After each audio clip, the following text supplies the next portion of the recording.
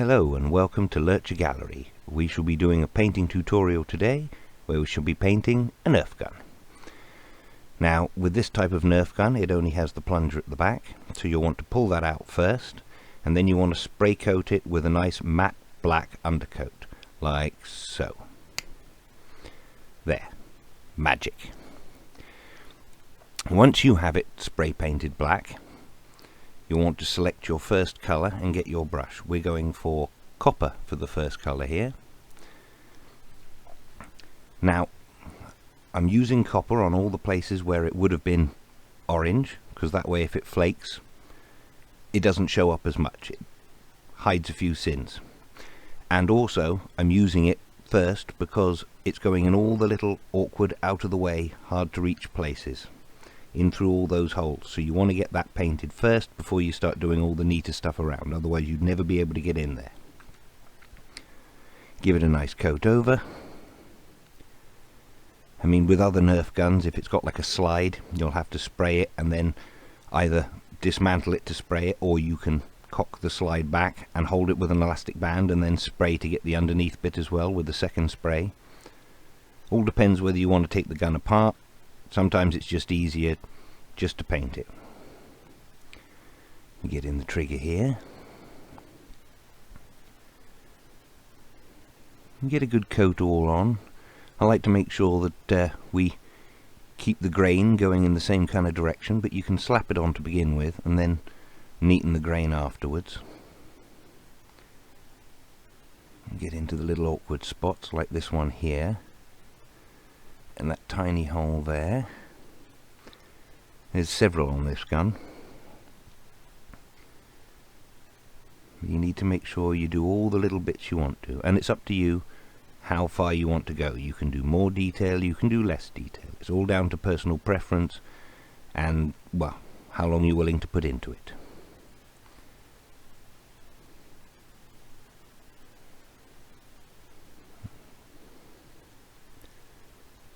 Carry on filling in all the blocks.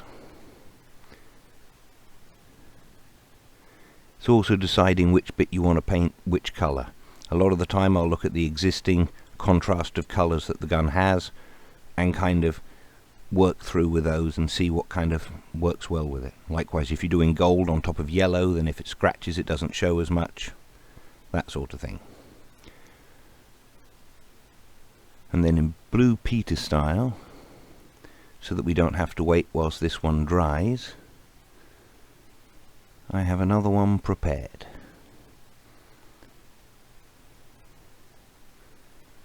Here it is. There, both sides done, all dry, all the little awkward gaps painted. And then, plenty of time to, doesn't need to have a whole 24 hours to dry in between. If you select your second colour, and for this we are using gold.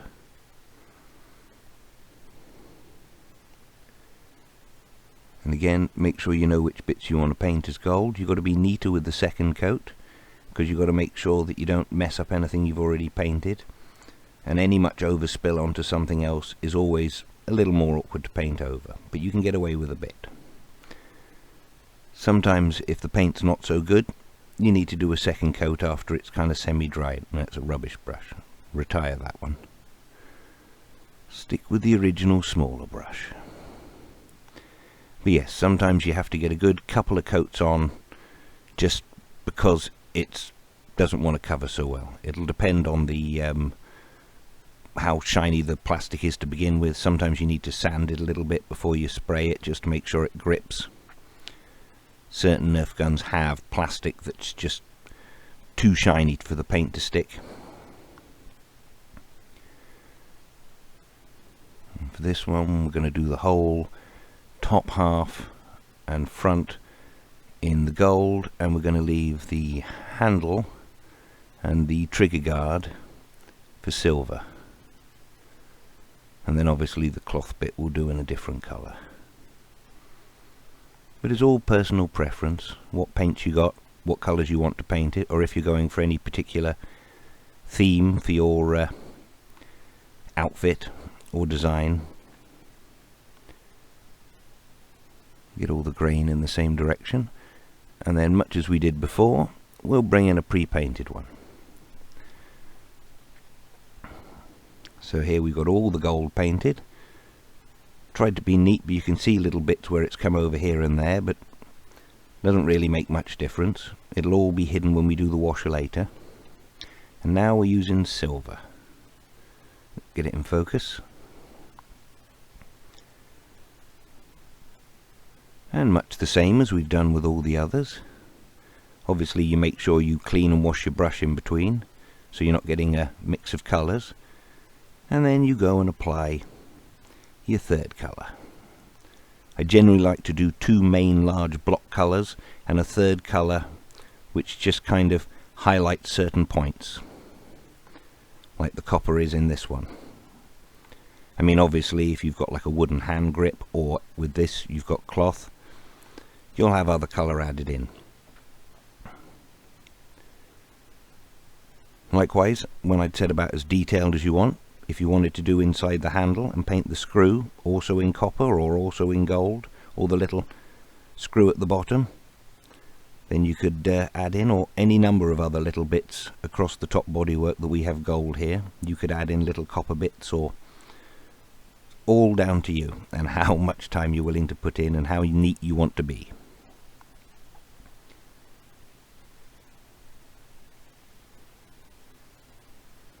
And then once again we shall bring in the nicely dry one,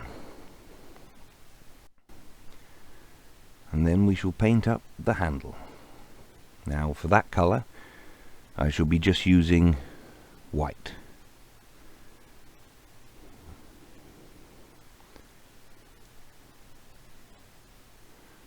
This one doesn't cover very well, so I will have to come back and do a second coat afterwards, but I shall do that off camera so that you don't have to worry and watch.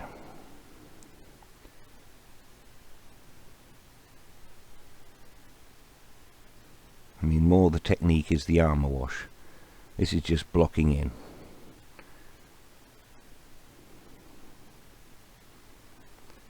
Let's finish along the front here.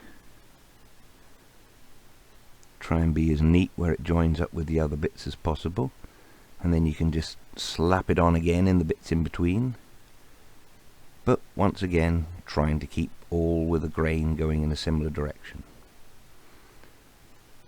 and then neat around where it tucks in on the handle.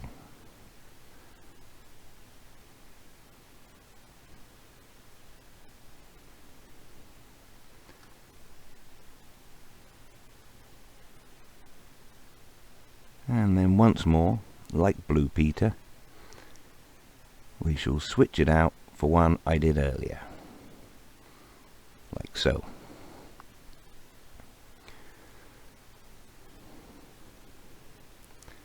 Now comes the armour wash.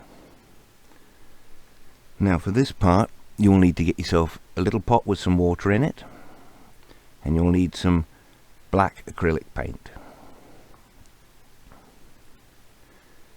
Oh, and a good sized brush to make sure that you can cover it on quickly, and a rag or two, soft rag, because you don't want to scratch at the paint. You'll add the black in, mix it up with the water.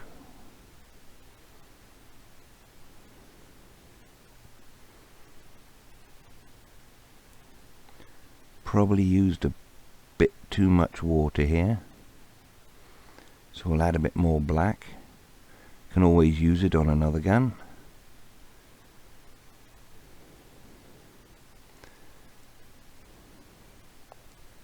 Try and get it all mixed in well. We don't just want the paint sitting at the bottom and the water sitting on top, so mix it in as much as you can.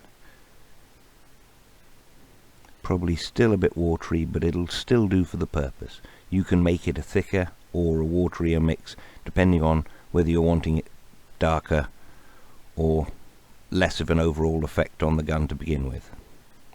To end with, sorry.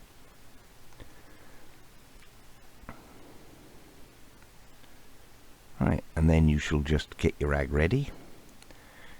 Get a nice bit on the end of your brush. plenty of water and some nice black bits, and splatter it all on. Slap it on quick, give it a good covering all over into all the gaps. You want to do it quick because obviously acrylic is a water-based paint and this is a water wash, so you don't want to leave it sitting on too long and starting to wear at your paint.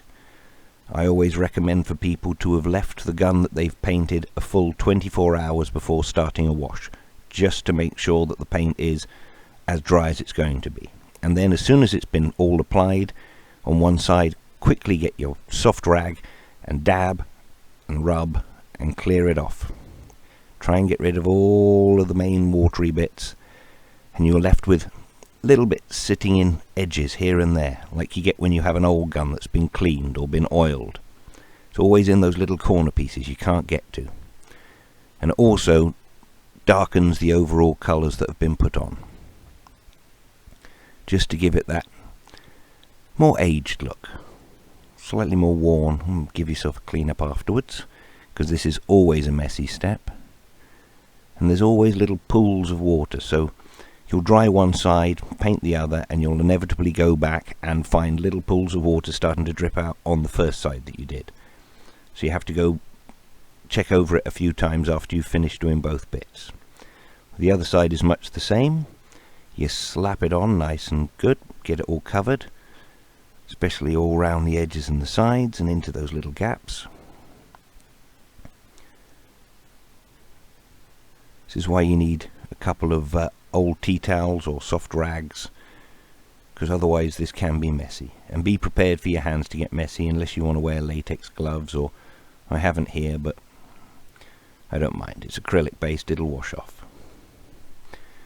Once you've got it all well covered, once again you dab and you gently wipe. Usually you can get several guns from one rag before it really needs to be retired, because it starts to get a bit too rough with dried paint bits on it. Work in all those little gaps and you get that nice worn, oiled, looked after, not fresh off the production line type look. I'll pick it up so I can get all the bits, but then I'll put it back into focus for you.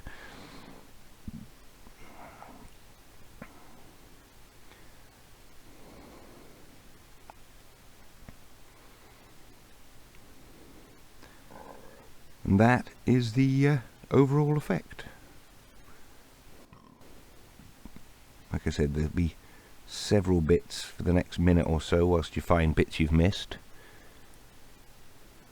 But there's the overall gun, which is darker in comparison to the original shinier colours that just look too new as far as I'm concerned. And then once you've got it all done, I usually use a hard car body lacquer. I get it from Halfords, but it's just a hard spray varnish, and that way it'll be harder wearing, and you know it won't scratch off as easily.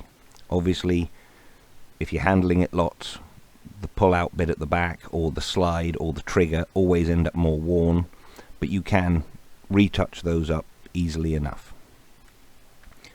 And of course you can do it in a variety of colours, any other you want.